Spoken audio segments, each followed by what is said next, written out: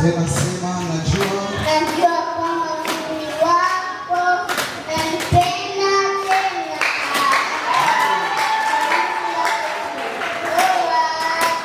chapa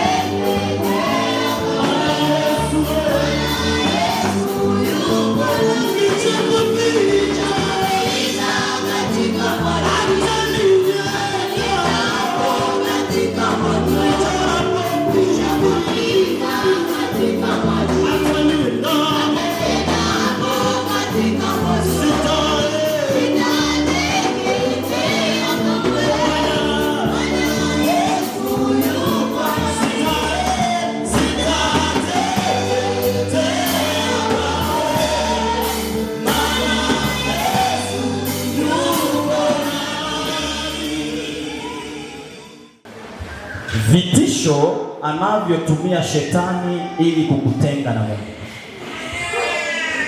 Mungu. Vitisho anavyotumia shetani ili kutenganisha na Mungu.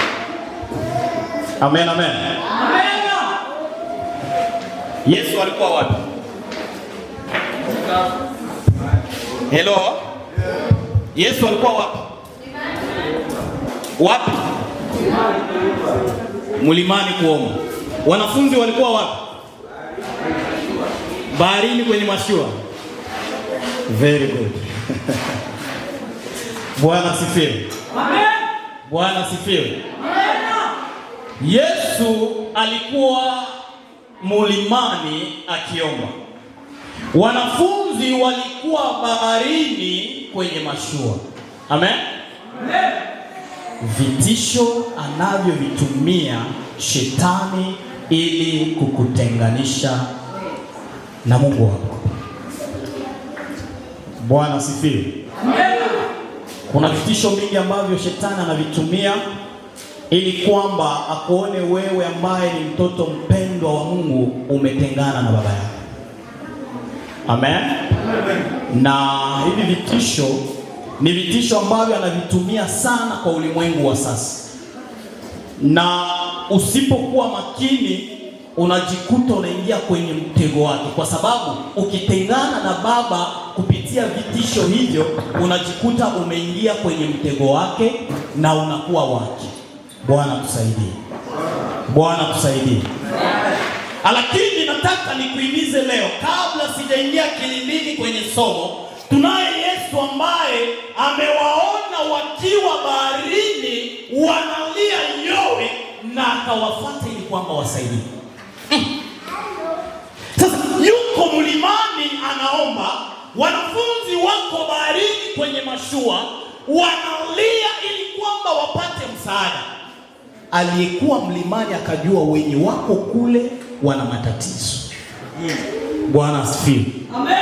Ndivyo alivyo Yesu. Haumuoni lakini yuko na wewe, na ukiwa na matatizo anajua kwamba uko na matatizo. Amen. Amen, amen. Amen. Tatizo ni kweli.